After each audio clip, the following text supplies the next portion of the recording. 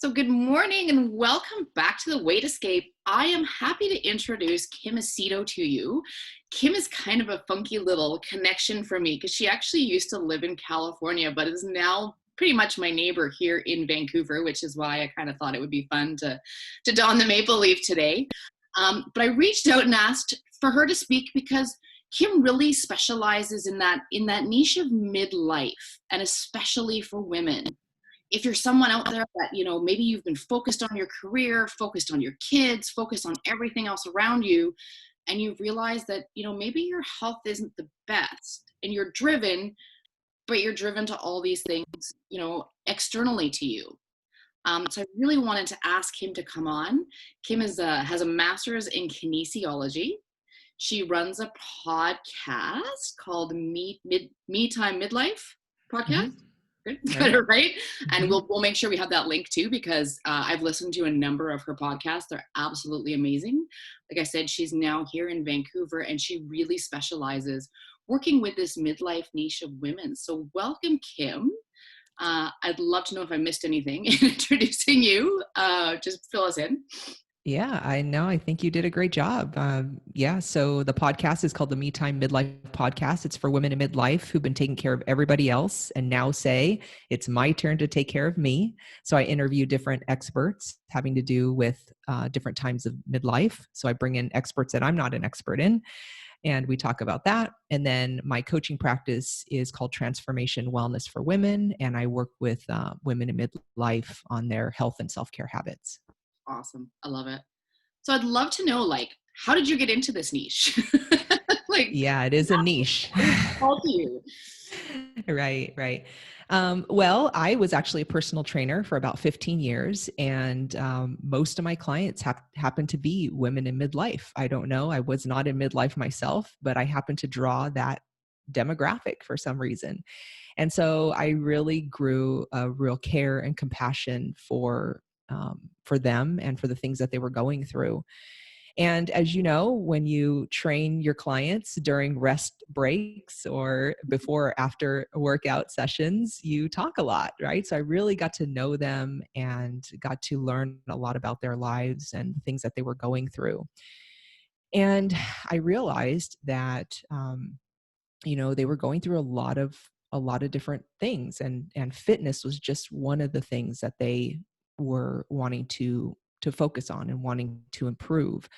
um, but they were experiencing a lot of changes in their lives. Their kids were leaving the nest and they were becoming empty nesters. They were at their careers for 20, 30 plus years, and they were kind of thinking about, okay, do I want to changing my career? Do I want to uh, retire? What I want to do? They may have been married to the same person for that same amount of time and kind of rethinking, now the kids are gone. Is this the person I want to spend the rest of my life with?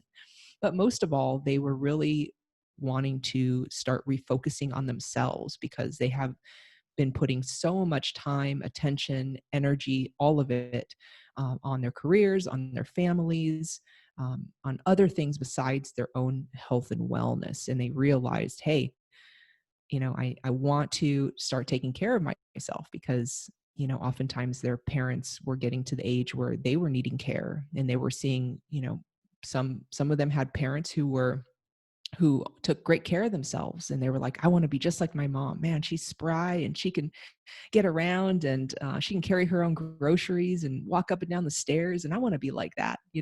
Or they saw a parent who didn't take care of themselves, and so kind of in midlife, all of these things kind of happen, and not to mention menopause, which happens around the age of 51 is the average age where women start going through menopause. So body's changing, life is changing, interests and values might be changing. So it's a great time for women to take a look at their lives and see if they want to make any healthy changes. I was actually going to ask you the question, but I think you unintentionally answered it. You did such a good job there. But I was going to say, like, what makes that age group so different? But I think from hearing what you said, it's almost like, like when you think about a caterpillar going into a cocoon and then coming out a butterfly. I don't know why that came up into my head as you were describing that, but it's almost like it feels like for that group, so many things are changing around you. It's almost like this, you have to reinvent yourself Right, to be right. kind of the And what happens Yeah, and what happens usually in like heterosexual couples is that when women hit midlife, women tend to want to be more adventurous. They want to explore. They want to, try something new. They want to get out and learn about themselves and discover things about themselves in the world and all of that kind of stuff. Whereas men tend to, they've kind of had that. So they've, built their careers, they've done things for themselves and maybe neglected spending time with their family, spending time at home, doing those types of things. So it's funny because at that time of life, and oftentimes, divorce is very high in midlife because of some of these things. Men want to kind of nest and they want to kind of stay home more, whereas women kind of want to go out and explore and kind of start doing things that they've been putting off for so long. So, a lot of different changes, but these are all great things for women to be exploring during that time. So, when I was training my clients on their physical bodies, whether they wanted to lose weight or gain flexibility or balance or whatever it is, um, I was seeing that, fitness was just one part of the change that they wanted to make. But I started to kind of pan back and started to see that I wanted to help them with their health habits because they'd come and work out with me, 2 or 3 times a week for a half an hour. But when you think about it, there's like 152, I think it's 152 hours in a week. And so, they're spending 90 minutes, an hour and a half with me in the gym. But all the other hours, they were making unhealthy food choices. They weren't sleeping well. They had a lot of stress. They weren't exercising any more than we were doing in the gym. So I was like, if I can help them with the time outside of the gym, helping them make healthier habits when they're not with me, they're going to get much greater results. So what I started to do is I grabbed a couple of Swiss balls right there in the gym and I tried to find the most quiet place I could, and we sat and I started to actually talk with my clients instead of training them. I thought that it would be a better use of our time. And so, we started talking about, how the food choices they're making, what time they went to bed, how much water they were drinking, and all of that. And I realized that, these are kind of coaching skills, which is, active listening, asking questions, providing space for them to explore and to discover their own answers. And so I pursued wellness coaching, and then that's how I got into that, and then decided that I wanted to actually help my clients in that way instead of actually giving them a physical workout. So I'm going to jump in and totally ask this outright because I'm sure a couple people are thinking it. But do you find then coaching has become more valuable and more supportive to your clients than the training that you were doing? Well, there's value in all types of health, um, all types of ways that we help people with their health, right? I mean, especially here in Vancouver, I come from LA, but here in Vancouver now, Jen, like I've been here for a little over 2 years, and there are just so many varieties of health and wellness that you can, be a part of. And so I think that they're all valuable, but I think really my natural skills of really being interested in people, especially this demographic, listening skills, the skills of asking the right questions that are going to get people to discover their own answers. I kind of realized that I had those skills, and I realized that I could be a better coach than a trainer. And I realized that I actually am a better coach than a trainer. So, um, you know, again, that's where my strengths and skills lied, and that's where I wanted to kind of pursue. So That's yeah, all. that's the direction I went. I'm curious because I think that's amazing. And I think, sometimes we do have to refine those skills. And it's like, what is my gift? It still can be in this realm, but kind of what is my gift? But I know you mentioned earlier, a lot of the clients that you were seeing, women were saying, now it's time to look after me. Did you find that some of these clients had a hard time of even figuring out what those answers were for themselves because they'd spent so much time focused on everybody else? Absolutely. I mean, it just When I think about this, it reminds me of my mom. So my mom once told, I've heard my mom tell this story since I was way younger, but she said that when she went to a store, like I don't know, some kind of a kitchen store to get some new plates and cookware and all that kind of stuff. And she went with a friend, and a friend asked her, so, which of these plates do you like? Right? Like which color, which style, which design? And she said, I don't know. And her friend was like, what do you mean you don't know? And that was a realization for my mom, like that she didn't even know what she liked at midlife, right? She didn't even know what color plates she liked. She didn't even know what design she liked. And, that's just an example, but you know, I mean, when you've been taking care of everybody else's needs and you know what others need, your spouse, your kids, your coworkers, your boss, when you know what everybody else needs more than you know what you need, then yeah, it's really, really hard to, to make decisions that are for you. So that's why when women get to midlife, it's just a great time because they don't necessarily, maybe they're not really moving up in their careers anymore. I mean, some are, but maybe they're, starting to look toward retirement, so they don't have to really, you know um, do those types of things anymore. Their kids have left the nest, so it's just an optimal time to start to pay attention to, what are my values? And that's an exercise I take my clients through. It's what are my top 5 values? Um, and I try to help them not what I call should all over themselves. You know what I mean, right? So, oh, I should have the value of health because I should be taking care of my health right now, right? But maybe health is not a top value, and that's okay.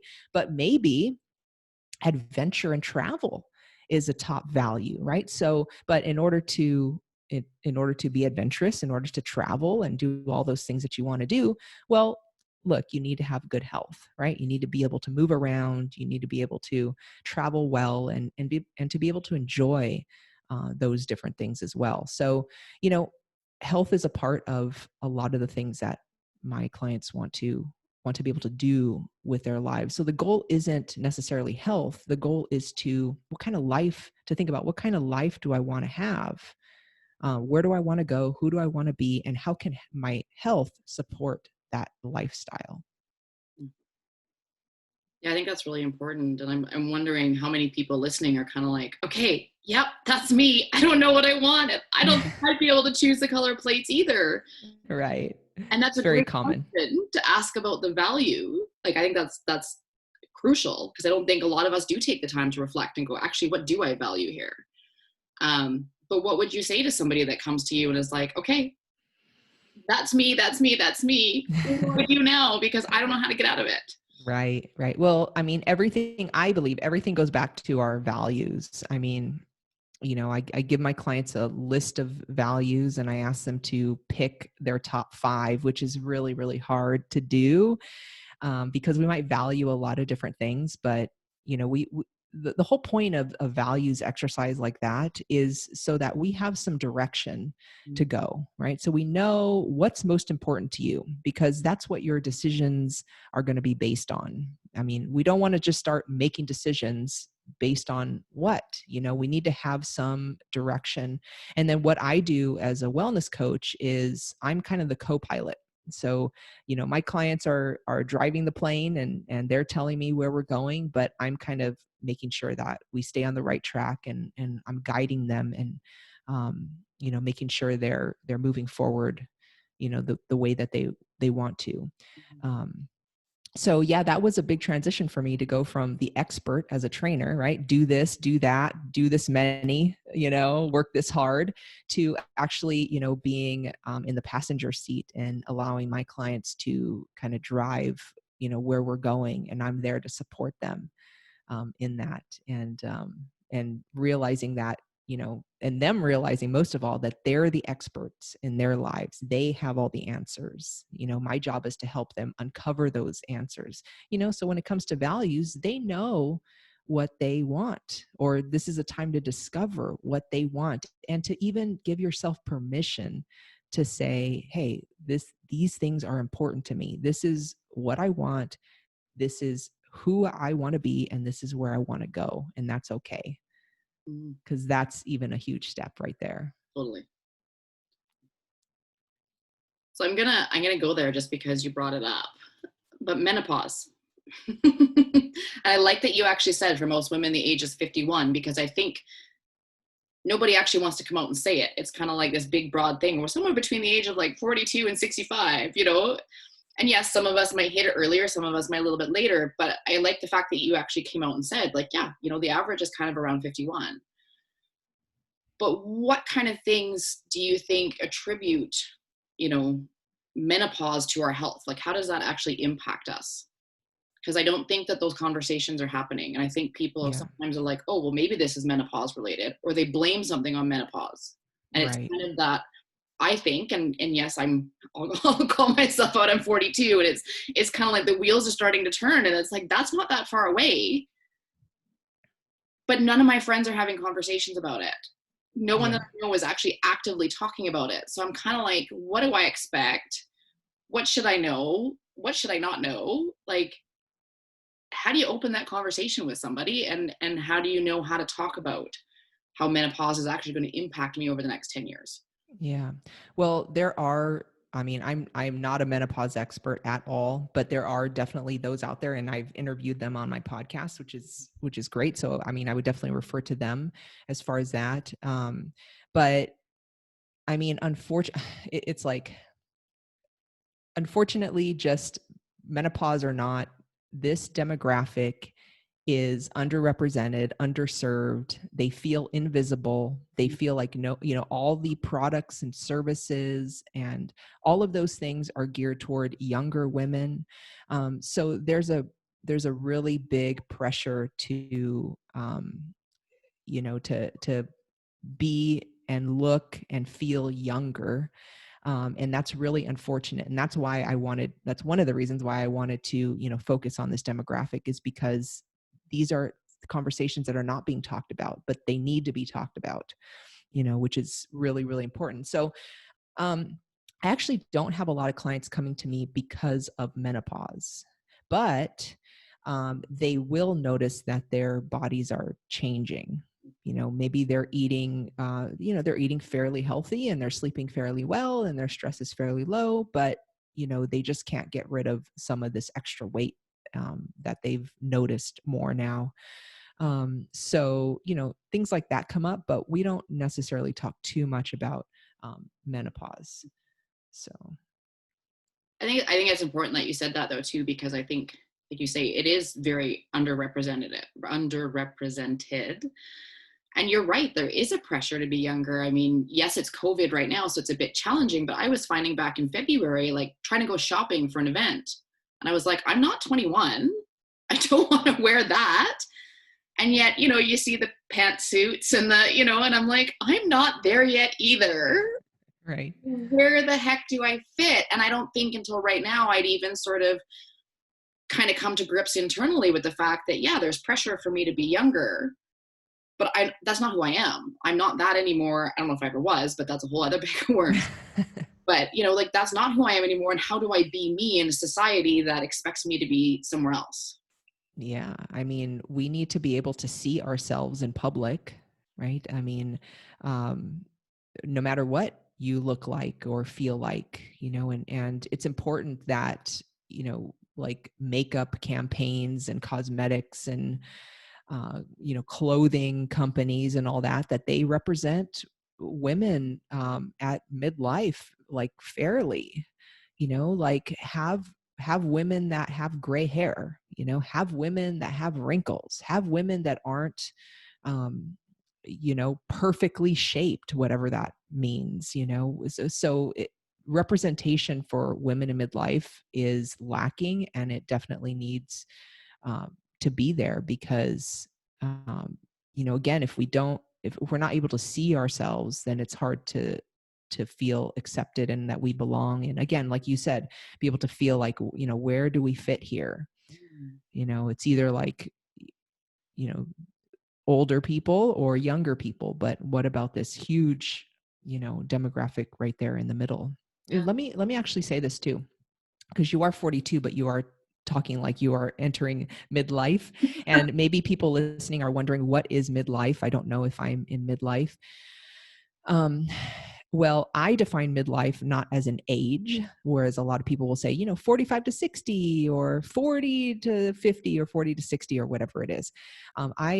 I think midlife is more of a stage than an age of life. So I think it's that, and like I don't have any kids, so I'm not never going to be like an empty nester or anything like that. So I find that women who are either single or divorced or who've never had kids tend to kind of feel like they're in midlife a little earlier, Mhm. whereas women who are married and or especially have kids, it's they feel like they're more in midlife maybe after their kids leave the nest, or but the thing too is that kids aren't leaving the nest so much anymore. They're staying at home because it's too expensive to move out, or they're not going to school afterwards or whatever it is. So yeah, again, midlife is more of a stage than an age. And me, I'm 39, but I've been a midlife women's wellness coach for 7 years now. So I started in my early 30s, and I got a lot of flack actually when I would go and be a speaker at women's conferences, representing women in midlife. I'm not saying I'm a midlife woman at the time, but talking about these midlife issues. Um, it wasn't always easy, but like I really, really care about this demographic. And again, they feel invisible, and I don't like that. And someone needs to be there for them. Someone needs to stand up for them and help them, um, because they deserve it. They've been taking care of everybody else.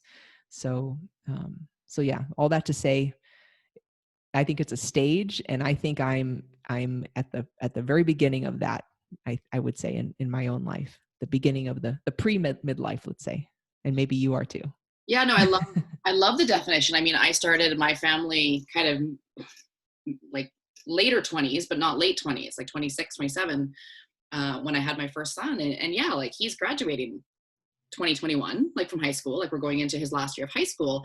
And I'm already having those thoughts of, if he chooses school away from home, he may not be here next year. And it's like, oh, okay, well, what does that mean? And, what does this mean? And now he's going to be driving. What does that mean? And where do I fit with that? Right. It's like those questions are already starting to come up of, yeah, I'm still mom, but now that relationship's even changing and it's out of my control. Like it's Yes. totally out of my control. And I think, when you were talking about this particular demographic being so invisible, I can't help but almost feel like that heaviness. And when we were talking about putting this summit together, it was the weight escape, but I wanted it to be more than the physical weight, because I think I just had my own aha moment of what is the weight that I feel being a woman at this age, feeling like I'm carrying a weight that's not mine and feeling invisible, whether it's at the store, whether it's I'm not where I want to be in my career, whether it's, I'm starting to present too. And now I'm in a room of, sometimes for me, typically male, and they're not taking me seriously. Yet I know what I have to say is really important. And it's just, yeah, where do I fit at this age? Yeah, absolutely. So I could see why many of your clients are kind of in that, you know, what now, right? Like, Yeah, what yeah. happens now that the kids are leaving, or my role is changing and I don't necessarily want it to, or I'm not ready for it to, or it's out of my control. Yeah. Yeah. And roles, I mean, do change. Like you said, you'll always be mom, but your role as mom might look a little different, right? And then maybe someday you'll be a grandparent, and that will be a different role. Right. So in midlife, kind of we will too examine, those different roles, and realizing that, it's there's a lot to unlearn also. There's a lot of unlearning we also work on, like having to be a certain weight or having to look a certain way, or you know all this different stuff. And we often look at, what are the roles that we have in our life right now, and making sure you don't put too much on your plate so that you continue to push self-care off and off and off and off, because it will catch up at some point. You can only put yourself last on the list for so long until it's going to catch up somehow with you. And something I want to make clear is that I'm not saying that women need to put their needs above everyone else's needs in midlife. Okay. I'm not saying that you need to say, I'm more important than you now, so I'm going to do what I want to do, and I don't care about you, and I don't care about anybody else but myself, because that's not the truth at all. So what I am saying is I want to encourage women to put their needs right up there with everybody else's needs. So saying, yeah, you're important, your needs are important, and so are yours, and so are yours, and so are yours, but so are mine. And my needs are just as important as everyone else's needs, and then being able to have the courage to say no, to some things. Because when we say no to other people, it's like saying yes to ourselves. And it's a practice, it's a skill. And again, there's a lot of unlearning that we have to do, because we grow up often as women, um, with the pressure to make sure men are taken care of, make sure the children are taken care of, make sure everybody else is taken care of. And if there's any time or energy or money or anything left, which there never is, then we can start to take care of ourselves. So again, a lot of unlearning needs to happen um, at this stage too, I think. I like the way you put that, because I think sometimes there is a misconception of, oh, I need to put me first. Well, Mhm. yes, but you need to be as important as. You need to bring yourself up to that, wherever that standard is for you, or whatever that level is for you. But it doesn't mean being cranky or being more than, or, and there's something about it, like just as you said it, that actually feels really clean and supportive.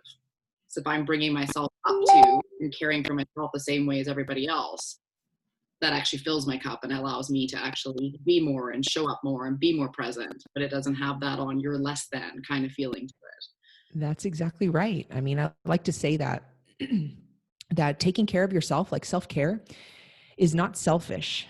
It's actually very generous. It's like one of the most generous things that you can do, not just for yourself, but for other people. Because just like you said, we can't give from an empty cup. We need to fill our own cups so that we can be there for others. We can be there for our elderly parent, and we can be there for our kids. We can be there for our friends. But we can't do that if we're not taking care of ourselves. So that was a really great point you brought up. I would love to know, not to scare people, but I'm sure you've seen it, is, when people have gone too far and they're not taking care of themselves, and they kind of get themselves, I don't want to say in over their head, because that's not fair, but what kind of shows up for these people? Like, what are you seeing in these people? Is it health issues? Is it, what's happening for them if they haven't taken that opportunity to start to take care of themselves? Yeah, I mean, definitely health issues. I mean, that's a conversation I had this morning with somebody. This woman, Walker, who I'm going to have on the podcast soon.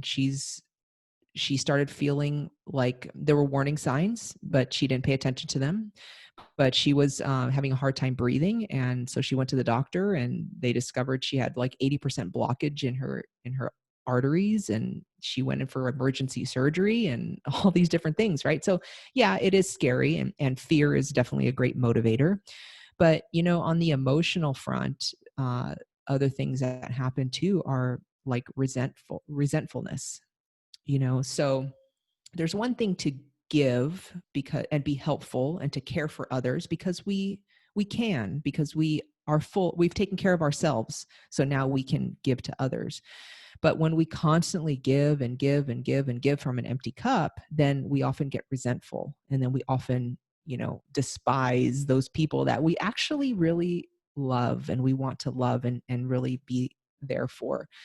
So I don't know, that one just kind of came up for me when you were talking. Yeah, there's health issues, but there's also those emotional things like we don't want to resent, our spouse or our kids or our parents or anything like that, right?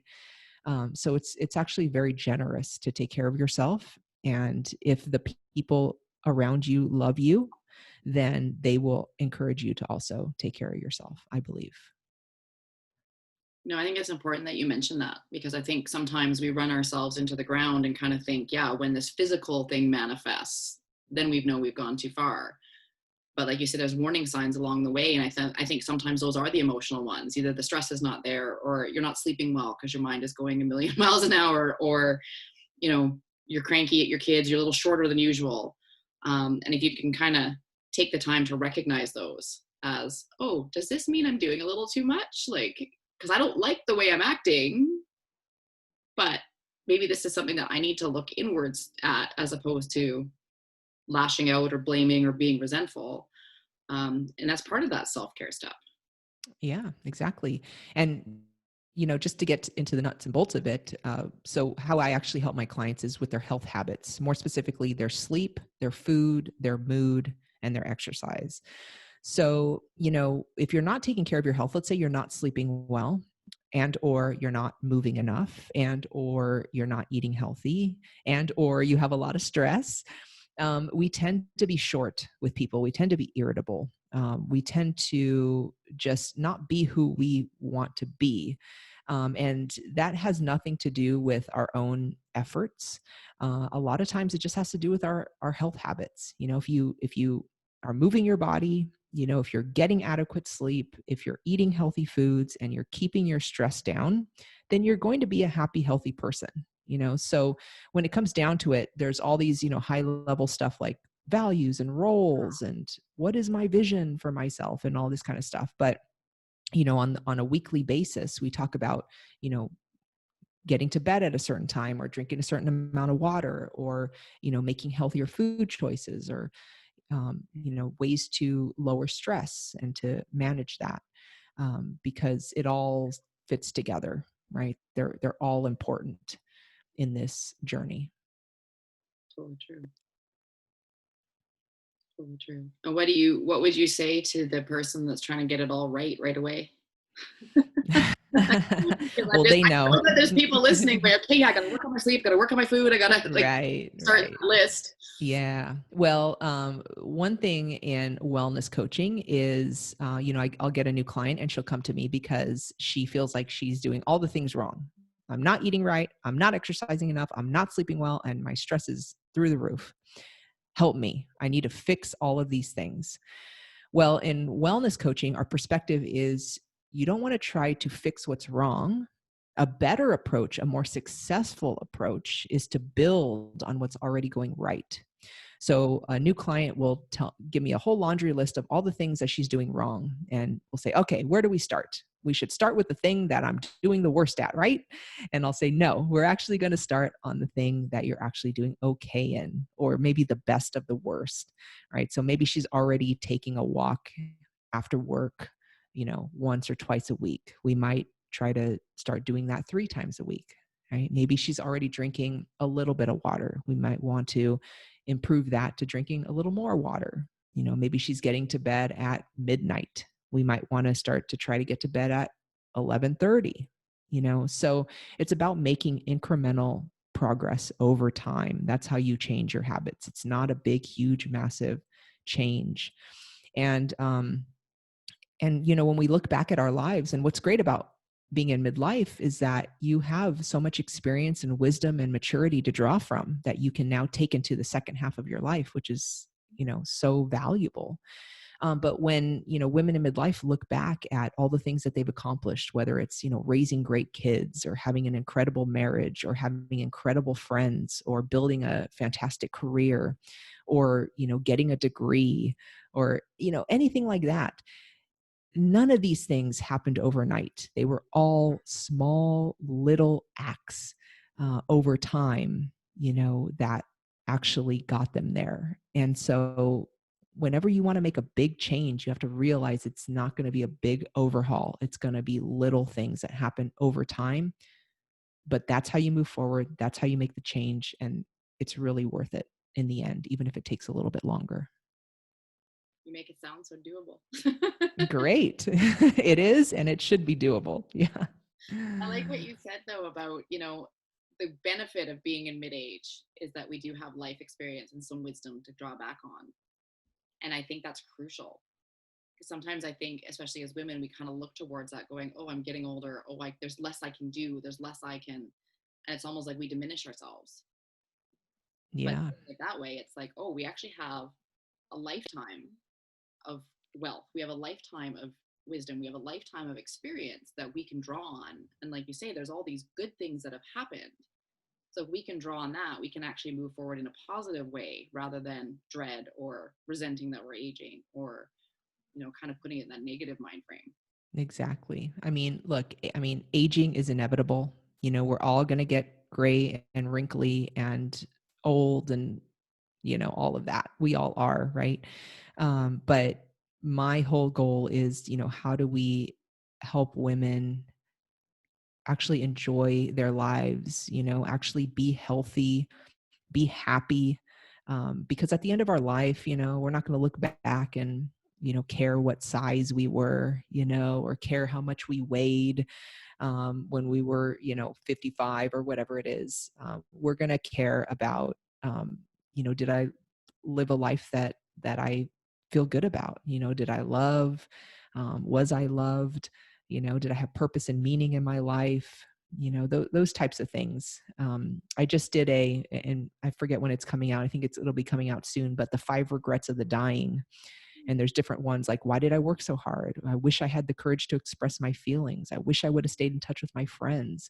And there are a couple more that I go into. And yeah, it's all about just let's try not to have those regrets. If we know what the top 5 regrets of the dying are, like let's try not to have those. So that's really, I think, what it's all about. That's powerful. Is that one of your podcasts? Yeah, yeah. So that'll be Make a sure you 5-part guys series. check that out. What's that? I said, make sure you guys check that out because if you're willing to open yourself up to hearing something like that, there's a lot of wisdom, a lot of grace in moving forward. Yeah, and look, also it's a lot of fun. It's a lot of fun to have to imagine just, if you imagine a book and if the first half of your life has already been written, you can't go back and change anything. You can't redo mistakes that you made. We all have them. But now you can actually take all of that wisdom, experience, and maturity. It's so rich and valuable. Take that stuff now and let's create the life that you want to live, a healthy, happy, fulfilling life. And it's really, really exciting. And it is a little scary, because I talked about the unlearning. There's a lot of unlearning to do. But it's really exciting. It's really worth it. And I've just seen huge transformations in my clients over time. And this work is just so, so rewarding. I'm so glad I'm doing it. It's an honor. It really is to do this. Yeah. You just give so much hope. So great.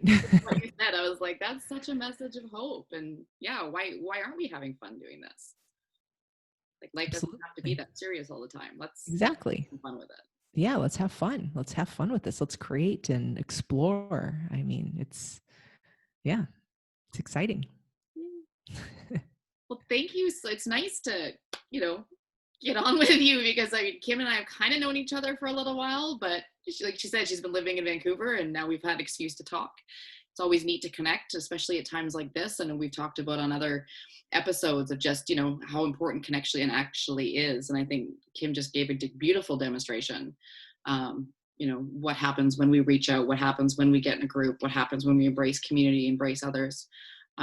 So if she said something that's resonate, wow, language issues today, resonated with you, we'll make sure we include her podcast. We'll make sure we include her contact information. But as you can see, she's very passionate, very genuine. And like you say, that is your passion and you do care and it totally comes across in everything you say. And, if you're ready to take that plunge, I couldn't think of a better partner and a better passenger. Let's not say partner, let's say I passenger like that. Yeah. with you. So feel free to reach out to her. If you have any questions for me, reach out to me. But Kim, thank you so much for being here today. I really, really appreciate your time.